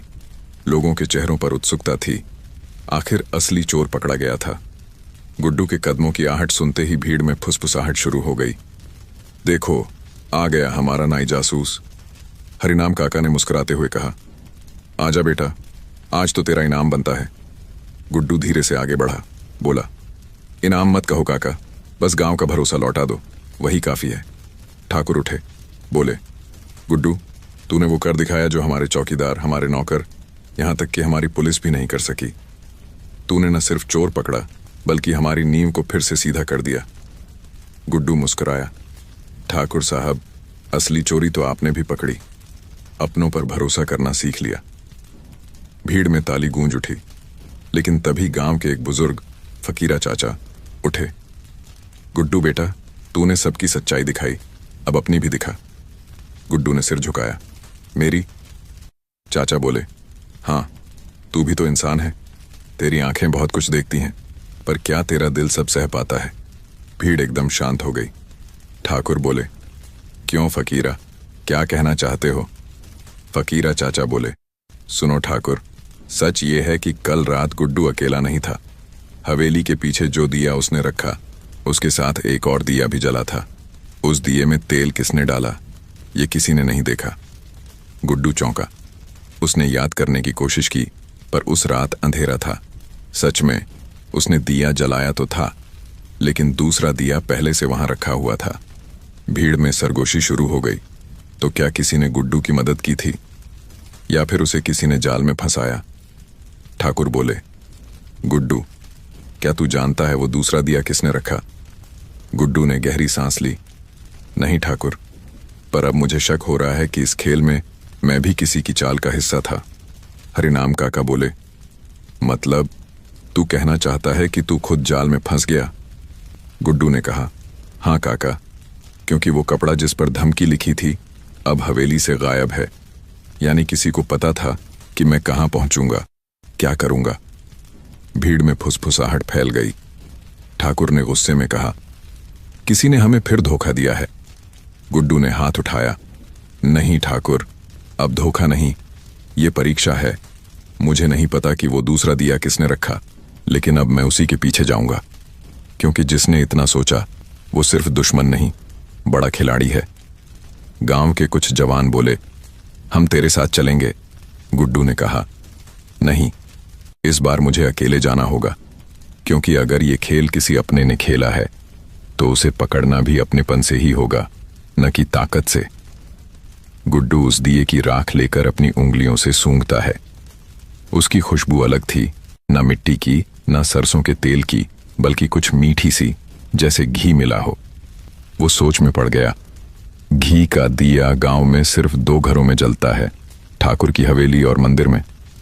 उसने तय किया, अब की बार जवाब पूजा की जगह मिलेगा। शाम को जब सूरज ढल रहा था, गुड्डू मंदिर पहुंचा। वहां बूढ़े पुजारी बैठे थे। गुड्डू ने पूछा, पंडित जी, कल रात किसी ने मंदिर से घी लिया था क्या? पंडित ने माथा खुजलाया। हाँ बेटा, रात को एक औरत आई थी, बोली घर में पूजा है, थोड़ा घी दे दो। कौन औरत? गुड्डू ने पूछा। अरे वही, ठाकुर की भतीजी राधा। वो तो अपने चाचा के लिए दीपदान कर रही थी शायद। गुड्डू वहीं रुक गया। उसके दिल की धड़कन तेज हो गई। राधा, वही जो बचपन से उसके साथ खेलती थी, जो अब ठाकुर की सबसे प्यारी थी। उसने आंखें बंद की तो ये सब उसने किया। वो चौपाल लौटा और ठाकुर के सामने बोला, ठाकुर साहब, अब एक नाम और बचा है, राधा। ठाकुर हक्का बक्का, क्या बोलता है तू? राधा तो घर की इज्जत है। गुड्डू बोला, हाँ ठाकुर, और इसलिए तो उसने ये किया, ताकि आपकी इज्जत बची रहे। चोरी का असली निशाना आप नहीं थे, वो दस्तावेज नहीं थे। वो सब खेल किसी राज को छुपाने के लिए था। भीड़ में खुसर पुसर होने लगी। गुड्डू बोला, राधा ने दूसरा दिया रखा ताकि असली गुनहगार पकड़ा जाए, पर नाम उसका ना आए, क्योंकि असली गुनहगार जगमोहन नहीं, जगमोहन के पीछे खड़ा कोई और था। और वो कोई बाहर वाला नहीं, ठाकुर साहब का दुश्मन नहीं, उनका पुराना साझीदार था। ठाकुर की आंखें भर आईं। मतलब वो मेरी बेटी ने सब मेरे लिए किया? गुड्डू बोला, हाँ ठाकुर, और अब वो यही चाहेगी कि आप ये सच सबके सामने न कहें। ठाकुर ने धीरे से सिर झुका लिया। तू सही कहता है गुड्डू, कुछ सच्चाइयां उजालों में नहीं, मन के अंधेरों में ही अच्छी लगती हैं। गुड्डू ने कहा, ठीक ठाकुर, तो ये रहा मेरा फैसला। आज से रामपुर में किसी को किसी पर शक करने की जरूरत नहीं होगी, क्योंकि झूठ का पर्दा अब खुद जल चुका है। भीड़ ताली बजाने लगी। ठाकुर ने आगे बढ़कर कहा, गुड्डू, तू सिर्फ नाई नहीं, हमारे गांव का विवेक है। गुड्डू मुस्कुराया। नाई हूं ठाकुर, पर उस स्त्री सिर्फ बाल नहीं काटती, कभी कभी झूठ का बोझ भी कम करती है। उस रात चौपाल की लौ पहले से ज्यादा तेज जली। लोगों ने कहा सच्चाई जीत गई, पर गुड्डू जानता था सच्चाई सिर्फ जीतती नहीं, वो सिखाती है। उसने आसमान की ओर देखा और धीरे से कहा, अब जब भी दिया जलेगा मैं उसे डर से नहीं, भरोसे से देखूंगा। हवा चली और लौ सीधी हो गई, जैसे सच ने सिर उठा लिया हो। रात बीत चुकी थी, मगर गुड्डू की नींद नहीं आई। नीम के नीचे बैठा वो दूर आसमान को देख रहा था। गांव में सब कुछ शांत था, पर उसके भीतर एक तूफान चल रहा था। मन में बार बार वही सवाल, अगर राधा ने वो दूसरा दिया रखा तो क्यों? क्या वो सिर्फ ठाकुर की इज्जत बचाना चाहती थी या कुछ और? धीरे धीरे सुबह की पहली किरण खेतों पर पड़ी। गुड्डू उठा, अपने गमछे से चेहरा पोंछा और मंदिर की तरफ चल पड़ा।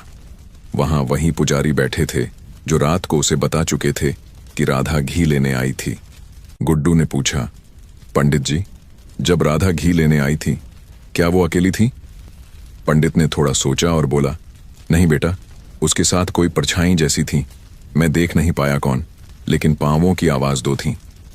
गुड्डू का माथा सिकुड़ गया। मतलब कोई और भी था? वो सीधा ठाकुर की हवेली की ओर बढ़ गया। अंदर आंगन में राधा तुलसी में जल चढ़ा रही थी। उसकी आंखों के नीचे थकान थी, लेकिन चेहरे पर वही सादगी और शांति जो हमेशा होती थी। गुड्डू धीरे से बोला, राधा, तुमसे कुछ पूछना है। राधा ने सिर झुकाया। पूछो गुड्डू भैया। कल रात मंदिर से तुमने जो घी लिया वो किसके कहने पर? राधा कुछ पल चुप रही, फिर बोली, क्यों पूछ रहे हो ये सवाल? गुड्डू बोला, क्योंकि उस दिए की लौ ने सच दिखाया, लेकिन उसका तेल किसी झूठ से भरा था। राधा की आंखों में हल्की नमी आ गई। वो बोली, गुड्डू, कभी कभी सच बताने से बड़ा गुनाह सच छिपाना होता है। गुड्डू शांत रहा। उसे महसूस हुआ अब वो उस सच्चाई के दरवाजे पर है जहां से लौटना मुमकिन नहीं। राधा आगे बोली, मैंने वो दिया रखा था, लेकिन इसलिए नहीं कि मैं तुम्हारी मदद करना चाहती थी। मैंने वो इसलिए रखा क्योंकि वो दिया उस इंसान की आत्मा के लिए था जिसने ये सब शुरू किया था। गुड्डू की आंखें फैल गईं। किस इंसान की? राधा की आवाज कांप गई। मेरे पिता की असली मौत के पीछे उसी जगमोहन का हाथ था। ठाकुर चुप रहे, क्योंकि जगमोहन उनका रिश्तेदार था। पर जब मैंने वो सुना तो मुझे लगा अगर कोई सच में सजा पाएगा तो वो तभी जब उस पर भगवान की नजर पड़े। गुड्डू की सांसें भारी हो गईं। मतलब तूने ये पूरा खेल भगवान के भरोसे खेला? राधा ने सिर झुका दिया। हां, और मैंने सोचा अगर तू सच्चा है तो तू सच्चाई तक पहुंच जाएगा, और तू पहुंचा। गुड्डू के मन में उलझन थी। वो गुस्से में नहीं था, पर दुखी जरूर था। राधा, तूने मुझसे झूठ नहीं बोला, पर सच भी नहीं बताया। अगर तू सीधे कह देती तो शायद इतनी उथल पुथल ना होती। राधा बोली, गुड्डू, तू समझदार है, पर गांव के लोग, क्या वो मानते कि ठाकुर का खून ठाकुर के रिश्तेदार ने किया? गुड्डू ने कहा, नहीं, शायद नहीं, लेकिन तूने भी खुद को जलाया इस सच्चाई में। राधा की आंखों से आंसू गिरने लगे। कभी कभी किसी और की इज्जत बचाने में अपनी सच्चाई खो जाती है गुड्डू। उसी वक्त ठाकुर दरवाजे पर आ गए। उन्होंने सब सुन लिया था। उनकी आंखों में शर्म और दर्द था। उन्होंने कहा, गुड्डू, अब तू ही बता, क्या सजा दूं अपनी बेटी को? गुड्डू ने धीरे से कहा, ठाकुर साहब, जब किसी का इरादा साफ हो तो उसे सजा नहीं, सुकून देना चाहिए। राधा ने जो किया वो पाप नहीं, प्रायश्चित था। ठाकुर की आंखों में आंसू थे। गुड्डू, तू तो भगवान का भेजा है। तूने मेरे घर की गलती भी मेरा सिर झुकाए बिना माफ कर दी। गुड्डू मुस्कुराया। भगवान नहीं ठाकुर, बस नाई हूं, पर कोशिश करता हूं कि किसी का सिर झुके नहीं।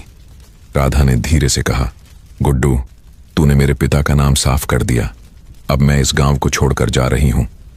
गुड्डू ने चौंक कर कहा, क्यों? क्योंकि अब मेरा होना लोगों के बीच शक छोड़ जाएगा, और मैं नहीं चाहती इस गांव में फिर कोई डर पैदा हो। गुड्डू कुछ नहीं बोला, बस उसकी आंखों में वही चमक थी जो हर सच्चाई के बाद रह जाती थी, दर्द और सुकून का मेल। राधा ने मंदिर की ओर देखा। आखिरी दिया जलाया और कहा, अब ये लौ किसी सच्चाई के लिए नहीं, किसी सुकून के लिए जलेगी। वो धीरे धीरे हवेली के बाहर चली गई। गुड्डू वहीं खड़ा रहा। हवा उसके गालों से गुजरी, पर आज वो हवा ठंडी नहीं लगी। ठाकुर बोले, गुड्डू, अब गांव का क्या होगा? गुड्डू बोला, गांव अब ठीक हो जाएगा ठाकुर, क्योंकि जब औरत सच्चाई के लिए रोती है तो मिट्टी भी सच्ची हो जाती है। वो चला गया और चौपाल की ओर बढ़ा। रास्ते में हर घर से दिए जलते दिखे।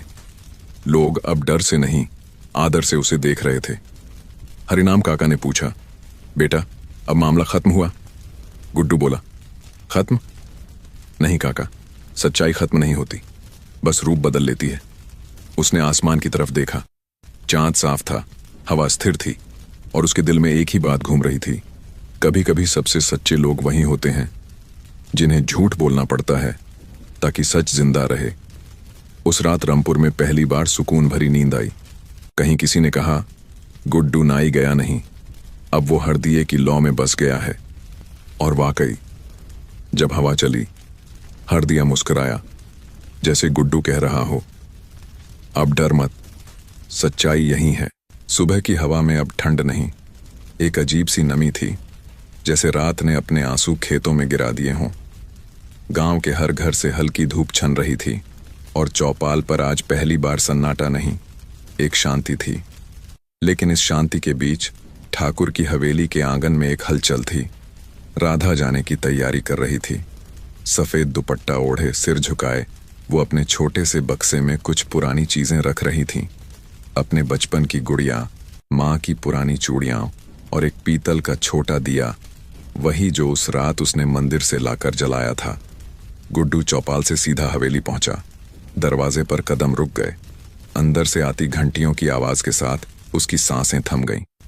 राधा आंगन में खड़ी थी, चेहरे पर सुकून, पर आंखों में भारीपन। गुड्डू बोला, राधा, सच का रास्ता कभी अकेला नहीं होता। तू जा रही है, लेकिन तेरी सच्चाई यहीं रहेगी। राधा ने हल्के से मुस्कुराया। गुड्डू, सच मेरे साथ नहीं, तेरे साथ रहेगा।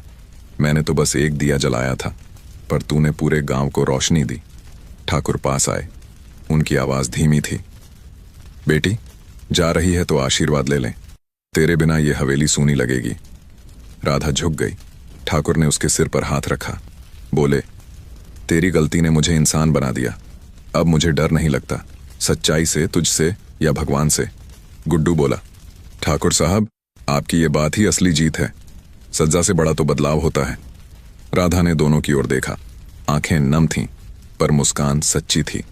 बोली, गुड्डू, एक बात कहूं? कह। अगर कभी कोई तुझसे पूछे कि सच क्या होता है, तो कहना, सच वो नहीं जो दिखता है, सच वो है जो किसी का दिल साफ कर दे।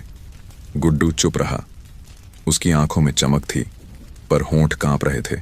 बस बोला, जा राधा, तूने सच्चाई को सजा दी नहीं, सजा झेली है। अब जहां जाएगी वहां मिट्टी भी तेरे कदमों से सच्ची हो जाएगी। राधा ने आखिरी बार हवेली की चौखट छुई। हवा में घंटियों की झंकार मिली, जैसे मंदिर खुद उसे विदा कर रहा हो। वो सड़क पर चल पड़ी। पीछे से गांव वाले धीरे धीरे जमा हो गए। हरिनाम काका बोले, अरे, जो चली गई वो झूठ नहीं थी, वो हमारी सच्चाई थी। किसी ने कहा, गुड्डू ने जो किया वो भगवान भी नहीं कर पाते। कोई बोला, अब गांव में डर नहीं, भरोसा रहेगा। गुड्डू खड़ा देखता रहा। हवा उसके बालों से खेल रही थी और सूरज की किरणें उसके चेहरे पर पड़ीं, जैसे खुद भगवान उसे आशीर्वाद दे रहे हों। वो मन ही मन बोला, कभी कभी जीत का मतलब किसी को रोकना नहीं होता, उसे जाने देना होता है। राधा गांव के बाहर पुराने पीपल के पास पहुंची, वहीं जहां बचपन में वो और गुड्डू झूला झूलते थे। उसने एक पल के लिए पीछे मुड़कर देखा। दूर चौपाल पर गुड्डू अब भी खड़ा था। उसने हल्के से हाथ उठाया। राधा मुस्कुराई, आंखें नम हो गईं और फिर चली गई। गुड्डू ने उसी वक्त महसूस किया जैसे गांव से कोई एक आत्मा नहीं गई, बल्कि गांव की सारी बुराइयां उसके साथ चली गईं। ठाकुर चौपाल पर पहुंचे। बोले, गुड्डू, अब तू गांव संभाल, ये चौपाल अब तेरे भरोसे है। गुड्डू मुस्कुराया। ठाकुर साहब, चौपाल मेरी नहीं, सच्चाई की है। जब तक ये दिया जलता रहेगा तब तक कोई डर नहीं रहेगा। शाम को पूरा गांव फिर चौपाल पर जमा हुआ। सबने अपने घरों से दिए लाए और एक एक करके उसी दिए से लौ ली जो अब गुड्डू के सामने जल रही थी। हर दिया जैसे सच्चाई का वादा बन गया था। बच्चे हंसते हुए बोले, गुड्डू काका, अब तो सब ठीक हो गया ना? गुड्डू ने मुस्कुराकर कहा, हाँ बेटा, अब डर नहीं आएगा। अब जो आएगा वो बस भरोसा होगा। रात ढली, आसमान में तारे चमक रहे थे। गुड्डू ने अपनी उस्तरी रख दी, गमछा कंधे पर डाला और चौपाल की ओर देखा। धीरे धीरे हवा चली और सारे दिए एक साथ झिलमिलाने लगे, जैसे कह रहे हों, अब गांव जाग गया है। वो मुस्कुराया और धीरे से कहा, अब ये लौ किसी एक के घर की नहीं, पूरे रामपुर की है। और उस रात पहली बार गांव ने शांति की नींद सोई, बिना डर के, बिना फुसफुसाहट के, बस भरोसे की हल्की सी रोशनी के साथ। सर्दी अब ढल चुकी थी। हवा में हल्की सी गुनगुनाहट थी, जैसे मौसम खुद कहना चाहता हो, अब सब बदल जाएगा। रामपुर के खेतों में नई फसलें लहरा रही थीं। मिट्टी की खुशबू फिर से जिंदा हो चुकी थी। गांव की गलियां जो पहले डर और शक से भरी थीं, अब बच्चों की हंसी से गूंजने लगीं। पर उस सुबह कुछ अलग था। गुड्डू नाई, जो कभी गांव का सबसे साधारण आदमी समझा जाता था, अब सबके लिए एक मिसाल बन गया था। चौपाल की वही पुरानी बेंच जिस पर वो बाल काटा करता था, अब सबकी सलाह का केंद्र बन गई थी। लोग आते, अपनी परेशानियां बताते और गुड्डू बस एक बात कहता, डर से मत भागो, उसका सामना करो। झूठ अंधेरा है और अंधेरे में कदम रखे बिना उजाला नहीं मिलता। हरिनाम काका बोले, बेटा, तू तो अब चौपाल का मुखिया बन गया है। गुड्डू मुस्कुराया, काका, मैं नाई ही ठीक हूं। मुखिया बन जाऊंगा तो लोगों की बातें सुननी बंद कर दूंगा, और मेरा काम ही तो सुनना है। काका हंस पड़े, तू तो नाई है ही नहीं, तू तो गांव का दिल है। गांव में अब हर शाम दिए जलने लगे थे। ठाकुर ने हवेली के सामने बड़ा सा दीपदान बनवाया था, राधा की याद में। उस पर लिखा था, सच की लौ कभी बुझती नहीं। हर शाम गांव के बच्चे वहां दिया जलाने आते और गुड्डू खुद पहला दिया जलाता। एक दिन छोटा बच्चा रामू पूछ बैठा, गुड्डू काका, ये दिया जलाने से क्या होता है? गुड्डू ने मुस्कुराकर कहा, जब दिया जलता है ना, तो अंधेरा सोचने लगता है कि अब उसकी जरूरत नहीं रही। बस बेटा, यही तो जिंदगी है। इतना उजाला फैलाओ कि अंधेरा खुद ही हट जाए। रामू बोला, तो फिर आप हमेशा दिया क्यों जलाते हैं? गुड्डू ने कहा, क्योंकि सच्चाई की लौ अगर बुझ गई तो लोग फिर डरने लगेंगे। रामू ने भोलेपन से पूछा, डर से क्या होता है? गुड्डू ने उसकी ठोड़ी उठाकर कहा, डर से इंसान झूठ बोलता है और झूठ से गांव मरता है। गुड्डू की बातें अब सिर्फ गांव वालों के लिए नहीं थीं, बल्कि आने वाली पीढ़ी के लिए सीख बन गई थीं। मौसम बदला, सरसों के फूलों से गांव पीला हो गया। हर खेत में मेहनत की चमक दिखने लगी। ठाकुर ने गुड्डू को अपने घर बुलाया। बोले, गुड्डू, तूने रामपुर को नया जन्म दिया है। अब मैं चाहता हूं तू गांव के बच्चों को सिखाए कि सच्चाई से कैसे जीना है। गुड्डू ने कहा, ठाकुर साहब, मैं पढ़ा लिखा तो नहीं, पर एक काम कर सकता हूं, कहानियां सुनाना। बच्चे किताब से कम, कहानी से ज्यादा सीखते हैं। ठाकुर बोले, तो फिर आज से तू चौपाल का कहानी गुरु हुआ। उस शाम जब सूरज डूबा, चौपाल के चारों तरफ बच्चे जमा हुए। हवा में हल्की ठंडक थी, पर उनके चेहरों पर गर्मजोशी थी। गुड्डू ने लालटेन उठाई, मिट्टी पर रखी और बोला, आज की कहानी उस नाई की है जिसने झूठ की गर्दन उस्तरी से नहीं, भरोसे से काटी। बच्चे हंसने लगे। काका, वो तो आप ही हो ना? गुड्डू मुस्कुराया, नहीं बेटा, वो मैं नहीं, वो तुम सब हो जो सच से डरता नहीं। वो ही असली गुड्डू है। धीरे धीरे वो कहानी सुनाने लगा, हवेली, चोरी, दिया और सच्चाई की वो रात। बच्चे ध्यान से सुनते रहे। जब कहानी खत्म हुई तो रामू ने पूछा, काका, वो राधा दीदी फिर आई थी क्या? गुड्डू ने आसमान की ओर देखा, जहां चांद हल्का सा झुककर मुस्कुरा रहा था। बोला, वो नहीं आई बेटा, पर जब भी चांद पूरा होता है, मुझे लगता है जैसे वो मुस्कुरा रही हो। गांव वालों ने ताली बजाई। हवा में ढोल की धीमी आवाज गूंजने लगी। अब डर की जगह त्योहार जैसा माहौल था। ठाकुर बोले, आज से हर साल इस दिन को सच्चाई दिवस कहेंगे। ताकि आने वाली पीढ़ी याद रखे कि झूठ कितना भी बड़ा हो, सच का दिया हमेशा छोटा होकर भी जलता रहता है। गुड्डू ने हाथ जोड़कर कहा, बस एक बात याद रखना सब, सच का दिया कभी जलाओ मत, उसे दिल में बसाओ। रात गहराई, तारे आसमान में झिलमिलाने लगे। गुड्डू चौपाल के कोने में बैठा दिया देख रहा था। उसकी लौ सीधी थी, बिना कांपे हुए। वो मुस्कुराया और बोला, अब इस गांव को कोई नहीं डरा सकता, क्योंकि अब हर घर में सच का दिया है। धीरे धीरे हवा चली और दियों की लौ एक साथ झुक गई, जैसे सबने प्रण लिया हो, हम झूठ से नहीं, सच्चाई से जिएंगे। गुड्डू की आंखें बंद हुईं, चेहरे पर शांति थी। दूर से कोई गा रहा था, सच की राह पे चलना कठिन है पर सुंदर है। रमपुर अब नया था, जहां खेतों में मेहनत थी, दियों में भरोसा था, और लोगों के दिलों में वो गुड्डू था जो अब कहानी बन चुका था। और जैसे ही सूरज की पहली किरण पड़ी, मिट्टी से आवाज आई, अब ये गांव नहीं। 1 साल बीतते गए। रमपुर अब पहले जैसा गांव नहीं रहा। चौपाल पर बच्चों की हंसी, खेतों में फसल की महक, और हर घर में दिए की रोशनी, जैसे हर कोना गुड्डू की कहानी सुना रहा हो। पर वक्त किसी के लिए नहीं रुकता। अब गुड्डू के बाल सफेद हो चुके थे, आंखों पर हल्का धुंधलापन था, और उंगलियों की पकड़ उतनी मजबूत नहीं रही। पर उसकी मुस्कान वही थी, सच्चाई से भरी, शांति से लिपटी हुई। हर सुबह जब सूरज निकलता, वो चौपाल की बेंच पर बैठ जाता, वही जगह जहां से उसकी कहानियां शुरू होती थीं। बच्चे अब बड़े हो चुके थे, पर फिर भी रोज सुबह उसके पास आ जाते। रामू, जो अब जवान हो गया था, बोला, काका, अब तुम कहानियां क्यों नहीं सुनाते? गुड्डू मुस्कुराया, कहानी तब तक सुनाई जाती है बेटा, जब तक लोग सुनने के बजाय जीने लगे। अब तो तुम सब खुद कहानी बन गए हो। रामू हंसकर बोला, पर काका, हम तुम्हारी आखिरी सीख सुनना चाहते हैं, वो जो आपने ठाकुर साहब से कही थी, याद है? गुड्डू ने गहरी सांस ली। हाँ बेटा, याद है, पर वो आधी बात थी, बाकी आधी तो अब कहना बाकी है। चौपाल के आसपास लोग जमा होने लगे। बूढ़े, औरतें, बच्चे, सब वहीं जहां पहले चोरी की बातें होती थीं, अब सच्चाई की बातें होती थीं। गुड्डू ने हाथ में दिया उठाया, बोला, जब ये लौ कांपती है ना, तो लोग सोचते हैं हवा चल रही है, पर असल में दिया खुद डरता है कि कहीं वो बुझ न जाए। ठीक उसी तरह इंसान भी डर से कांपता है जब उसका भरोसा डगमगाता है। बच्चे चुपचाप सुन रहे थे। वो आगे बोला, सच्चाई कोई तलवार नहीं बेटा, ये तो पानी जैसी होती है, धीरे धीरे पत्थर भी काट देती है, पर कभी आवाज नहीं करती। जो सच्चा होता है उसे जीतने की जल्दी नहीं होती, उसे बस टिके रहने की आदत होती है। रामू बोला, काका, तो क्या सच्चाई हमेशा जीतती है?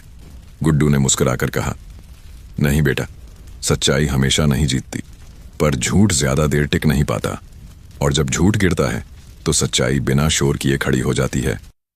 चौपाल में सन्नाटा था। गुड्डू ने अपनी उस्तरी उठाई, जो अब जंग लगी थी, और बोला, देखो बेटा, ये उस्तरी जिंदगी जैसी है, कभी बाल काटे कभी झूठ, पर अगर इसे साफ न रखो तो ये खुद जंग खा जाती है।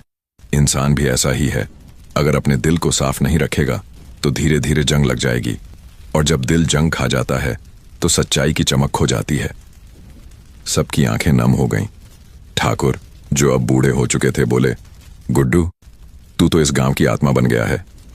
गुड्डू हंसा, ठाकुर साहब, आत्मा नहीं, बस आवाज हूं। जब तक ये दिया जलता रहेगा, मेरी बात जलती रहेगी। उसने फिर कहा, याद रखना, सच्चाई का सबसे बड़ा दुश्मन झूठ नहीं, डर है, क्योंकि डर झूठ को जन्म देता है और झूठ इंसान को खत्म करता है। गुड्डू की आंखें आसमान की ओर उठीं। मैंने देखा है बेटा, भगवान देर से देता है, पर देता जरूर है। जो मेहनत करता है उसे फल मिलता है, जो सच्चाई से चलता है उसे रास्ता मिलता है, और जो भरोसे से जीता है उसे शांति मिलती है। बच्चे अब उसके चारों ओर बैठ गए। गुड्डू ने एक एक को देखा और कहा, अब मैं जा रहा हूं बेटा, पर मेरे बाद भी ये चौपाल जिंदा रहनी चाहिए। यहां कोई झूठ बोलने वाला नहीं, कोई डर फैलाने वाला नहीं होना चाहिए। रामू बोला, काका, आप कहां जा रहे हो? गुड्डू मुस्कुराया, कहीं नहीं बेटा, यहीं रहूंगा, इस मिट्टी में, इस हवा में, इस दिए की लौ में। सूरज ढल रहा था। गुड्डू ने दिया अपने पास रखा, आंखें बंद की और धीरे से कहा, अब डर मत, सच अब तेरे अंदर है। धीरे धीरे हवा चली। दिया कांपा पर बुझा नहीं। गुड्डू का सिर दिए के पास झुक गया और उसके होंठों पर हल्की मुस्कान थी। हरिनाम काका आगे बढ़े, बोले, ये गया नहीं बेटा, ये बस सच्चाई बन गया। रात हुई और चौपाल पर लोगों ने सैकड़ों दिए जलाए। किसी ने कहा, अब से हर साल इस दिन को गुड्डू दिवस कहा जाएगा। ठाकुर बोले, नहीं, इसे सच्चाई का दिन कहो, क्योंकि गुड्डू तो उसी का नाम था। बच्चों ने ताली बजाई और आसमान में तारे चमकने लगे। हवा में एक हल्की आवाज तैर रही थी, झूठ गिरता रहेगा, सच जलता रहेगा। उस रात गांव के हर घर में एक दिया जला। कोई डर नहीं था, बस एक एहसास कि अब गुड्डू सिर्फ नाई नहीं रहा, वो कहानी बन चुका था जो हर पीढ़ी को सिखाएगी। सच्चाई वक्त लेती है पर कभी हारती नहीं। और जैसे ही सुबह हुई, चौपाल के दिए की लौ सीधी थी, बिना हिले हुए, जैसे खुद गुड्डू अब भी वहां बैठा मुस्कुरा रहा हो। रात गहराई हुई थी, आसमान साफ था, तारे झिलमिला रहे थे और नीम के पेड़ से ओस की बूंदें टपक रही थीं। रामपुर आज भी शांत था, मगर उस रात कुछ अलग था, जैसे हवा में कोई कहानी फिर से जाग रही हो। चौपाल के बीच में वही पुराना दिया जल रहा था जो गुड्डू की आखिरी सांस के पास रखा गया था। आज उसकी लौ थोड़ी धीमी थी, पर अब भी सीधी। रामू वहीं बैठा था, आंखों में चमक और चेहरे पर वही सुकून जो कभी गुड्डू के चेहरे पर देखा करता था। उसके आसपास बच्चे बैठे थे, नई पीढ़ी के वो नन्हे चेहरे जो गुड्डू को सिर्फ कहानी से जानते थे, लेकिन महसूस पूरे दिल से करते थे। रामू ने धीरे से कहा, बच्चों, आज एक कहानी नहीं, एक आखिरी बात सुनो। आज इस दिए की उम्र पूरी हो रही है। ये मिट्टी का दिया अब पुराना हो गया है, पर इसकी लौ अब भी जवान है। एक बच्ची बोली, काका, दिए की उम्र कैसे होती है? रामू मुस्कुराया, जब मिट्टी टूट जाती है तब उम्र खत्म होती है, लेकिन अगर मिट्टी में सच्चाई हो तो टूटने के बाद भी वो रोशनी दे जाती है। सब बच्चे चुप हो गए। हवा चलने लगी, नीम के पत्ते सरसराए, जैसे खुद गुड्डू चौपाल पर लौट आया हो। रामू ने दिए को दोनों हाथों में उठाया और कहा, ये दिया अब तुम्हारा है, अब इसे तुम जलाओगे। बच्चों ने एक एक कर दिया छुआ। हर हाथ पर हल्की मिट्टी लगी, जैसे सच्चाई ने हर बच्चे को आशीर्वाद दिया हो। रामू ने कहा, याद रखना, ये मिट्टी साफ है क्योंकि इसमें झूठ नहीं मिला। जो इस मिट्टी को दिल से लगाएगा उसे कभी डर नहीं लगेगा। अचानक एक तेज हवा चली, दिया कांपा, लौ झुकी, सब बच्चे घबरा गए। काका, दिया बुझ जाएगा। रामू ने मुस्कुराकर कहा, नहीं बेटा, सच्चाई की लौ बुझती नहीं, बस जगह बदलती है। इतना कहते ही हवा थम गई, लौ फिर सीधी हो गई, पहले से भी ज्यादा चमकीली। बच्चे तालियां बजाने लगे, पर रामू की आंखें नम थीं। उसने आसमान की तरफ देखा और धीरे से बोला, काका, अब तू निश्चिंत रहना, तेरी लौ अब हमारे बच्चों में जल रही है। चांद की रोशनी चौपाल पर फैल गई। दिए की लौ अब नीली सी हो गई थी, जैसे किसी आत्मा ने उसे छू लिया हो। रामू ने महसूस किया, हवा में एक जानी पहचानी खुशबू है, वही जो हर बार आती थी जब गुड्डू किसी सच को सामने लाता था। धीरे धीरे सब बच्चे घर चले गए, रामू वहीं रह गया। रात आधी बीत चुकी थी, नीम के नीचे सन्नाटा था। उसने दिए को देखा और फुसफुसाया, काका, तू गया नहीं, तू मिट्टी में बस गया। तभी चौपाल के कोने से हल्की सी आवाज आई, जैसे कोई बोल रहा हो, झूठ फिर लौटेगा बेटा, पर जब तक तू सच्चाई से जलता रहेगा कोई डर टिक नहीं पाएगा। रामू ने सिर झुका दिया, आंखें बंद कर लीं। उसकी हथेलियां दिए की गर्मी महसूस कर रही थीं। अब वो जलन नहीं, अपनापन थी। धीरे से उसने दिए को चौपाल के बीच रखा और नीम की जड़ में कहा, काका, अब तेरी लौ बच्चों के दिलों में बस गई है। अब कोई मिट्टी इस गांव की सच्चाई नहीं चुरा पाएगा। सुबह जब सूरज उगा तो गांव वालों ने देखा, दिया बुझा हुआ था, लेकिन उसके चारों ओर मिट्टी सुनहरी हो गई थी। कोई समझ नहीं पाया ये कैसे हुआ, पर सब जानते थे ये गुड्डू की आखिरी निशानी थी। हरिनाम काका ने मिट्टी उठाई, माथे पर लगाई और बोले, अब ये सिर्फ चौपाल नहीं रही, ये तो सच्चाई की धरती बन गई है। वक्त बीता, गुड्डू की कहानियां अब किताबों में आने लगीं। बाहर के लोग रामपुर आने लगे, वो चौपाल देखने जहां एक नाई ने सच्चाई को अमर कर दिया था। कोई बच्चे को पूछता, तुम्हारे हीरो कौन है? तो वो मासूम कहता, हमारे काका गुड्डू नाई। रात को फिर गांव में दिए जलाए गए। सैकड़ों दियों की लौ एक साथ उठी। हर लौ में एक ही संदेश था, हम झूठ से नहीं डरते क्योंकि सच्चाई हमारे अंदर जलती है। और जब हवा चली तो दिए कांपे, मगर बुझने से पहले हर लौ ने नियम की छांव में एक हल्की चमक छोड़ी, जैसे गुड्डू मुस्कुराते हुए कह रहा हो, सच्चाई की आग कभी राख नहीं बनती बेटा, वो सिर्फ नया सूरज बन जाती है। रामपुर फिर जाग उठा। बच्चे दियों के चारों ओर घूमते हुए गा रहे थे, दिया जलता रहे, झूठ डरता रहे। और नीम की शाखों पर बैठा चांद धीरे धीरे झुककर उस चौपाल पर चमक बिखेर रहा था जहां गुड्डू नाई अब भी बैठा था, कहानियों में, मिट्टी में और हर उस दिल में जिसने सच बोलना सीखा। सच को समय चाहिए, पर जब वो बोलता है तो हर दिया जल उठता है। अगर आप अभी तक इस वीडियो के साथ जुड़े हुए हैं तो इसका मतलब है कि आपको यह सच में पसंद आया। तो इसे अपने दोस्तों और परिवार वालों के साथ जरूर शेयर कीजिए ताकि और लोग भी इन कहानियों की मदद से सुकून भरी नींद पा सकें। वीडियो के अंत में कुछ खाली हिस्सा है, लेकिन उसे छोड़कर वीडियो बंद मत कीजिए। जब दर्शक बीच में ही वीडियो बंद कर देते हैं तो YouTube को लगता है कि हमारी वीडियो बेकार है और YouTube हमारे वीडियो को नए लोगों तक भेजना बंद कर देता है, जिससे मेरा मनोबल कम होता है। और जब मेरी वीडियो अच्छी परफॉर्म करती है तो मुझे मोटिवेशन मिलता है आपके लिए अच्छी और सुकून भरी कहानियां लाने का। आप हमारे वीडियो को ज़्यादा लोगों तक पहुंचाने में योगदान दे सकते हैं। अपने मोबाइल का वॉल्यूम थोड़ा कम कर दीजिए, फ़ोन साइड में रख दीजिए, आंखें बंद कीजिए, लंबी गहरी सांस लीजिए और इस वीडियो के साथ आराम से सो जाइए। शुभ रात्रि।